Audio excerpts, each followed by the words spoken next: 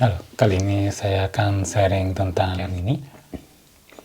Jadi kita punya sebuah sumber tegangan dan 7 hambatan dan diminta mencari arus di masing-masing kabel itu. Jadi ada 9 ya, 9 arus yang harus dicari. Baik, untuk memudahkan saya masukkan saja angka-angkanya ke dalam rangkaiannya. Baik. Nah, untuk mencari arus di masing-masing kabel, kita perlu tahu arus totalnya dulu, ya. Jadi menggunakan hukum Kirchhoff nanti ya, di percabangan, atau menggunakan hukum Ohm langsung terus-menerus. Nah, kita bisa menggunakan itu. Jadi kita coba dulu dengan mencari hambatan totalnya. Kita mulai dari daerah sini ya, cari yang paling dalam dulu. Ini paralel.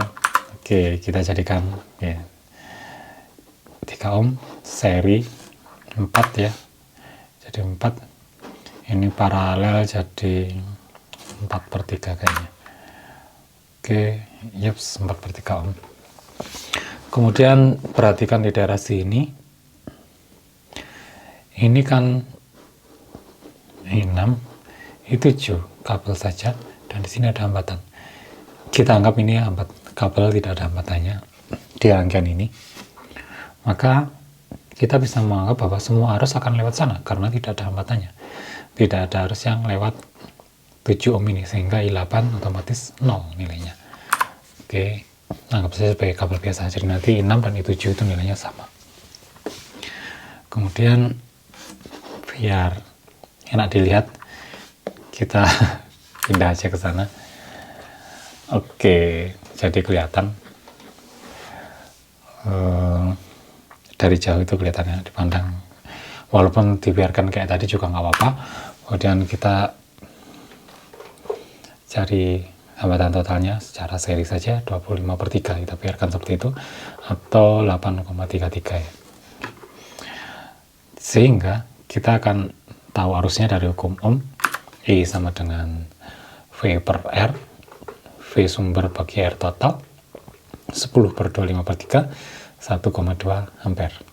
Baik, arus total 1,2 ampere. Kita kembali ke yang tadi, kita cari tegangan AB karena kita ingin mencari arus yang di dalamnya tadi ya. Kita sudah punya I1, otomatis ada I6, I9, I7 juga tadi nilainya sama. Baik. Sekarang bagaimana dengan ini untuk mencari I2, I3, I4, I5? Nah, itu berada di dalam sini kan tadi, di paralel tadi. Kita cari tegangan AB, kita menggunakan pembagi tegangan. Pembagi tegangan adalah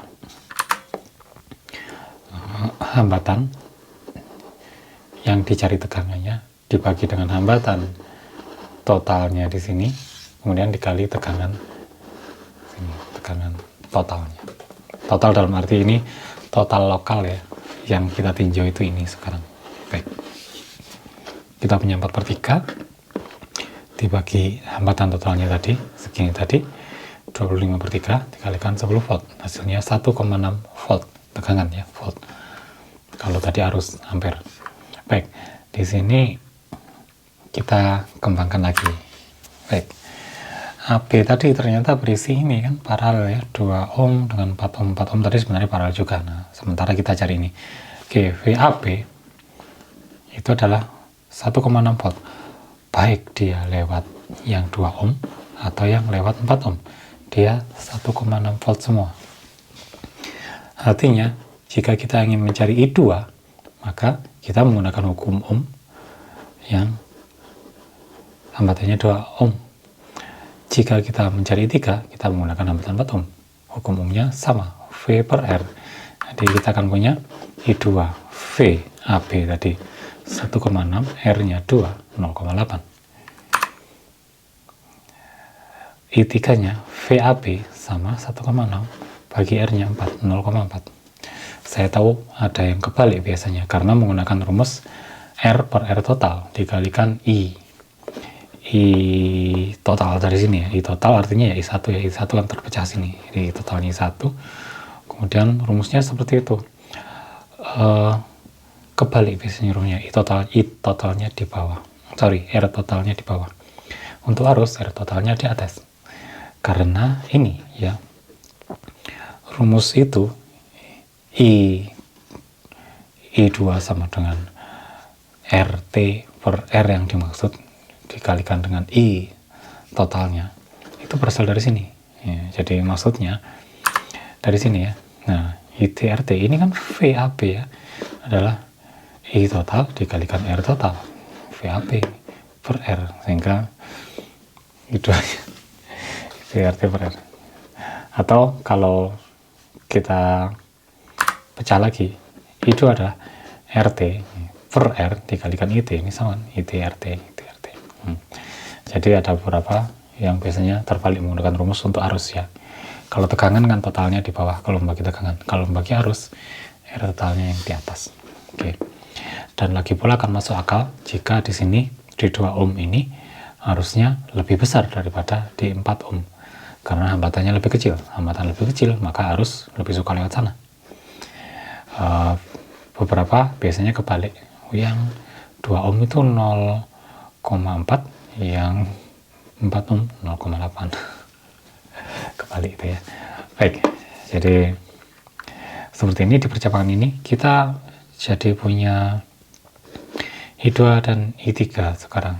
Nah, yang ini kita pecah lagi. Kita pecah menjadi seperti ini. Baik. I2, I3 seperti itu. Ini I3, mereka sama melewati di seri kan arusnya sama terus. Nah, 3 ini kan tadi paralel dari 6 dan 6. Jadi kita cari tegangannya dulu. Sekarang menggunakan pembagi tegangan. Yang kita cari adalah tegangannya di 3 ohm tadi, yaitu tegangan CB. Saya beri titik baru di sini CB. Kita harus cari hambatan CB dibagi dengan hambatan total. Total dalam artian ini yang kita maksud. Totalnya di sini adalah 1/3 4 ya. Jadi, lihat totalnya di bawah kalau tegangannya 3/4 kali 1,6, 1,2 volt untuk CB tegangannya. Bagaimana dengan arusnya? Kita pecah dulu karena arusnya totalnya I3 sudah ketahuan ya 0,4. Nah, di sini enak sekali sebenarnya 6 sama 6 karena imbang, maka ya dibagi 2 saja. Sebenarnya kita sudah tahu hasilnya 0,2. Kita bisa pastikan I adalah V per R. R-nya manapun karena sama 1,2 per 6, 0,2 ampere. Baik, dari situ kita akan punya I untuk masing-masing kabel di sini. Jadi kita bisa menggunakan secara penuh hukum Ohm saja. I sama dengan V per R atau V I kali R gitu. Dan bisa menggunakan ini.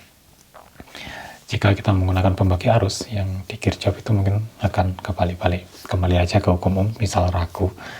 Ini totalnya di atas atau di bawah. Nah, kembali ke hukum Ohm itu aman. Oke.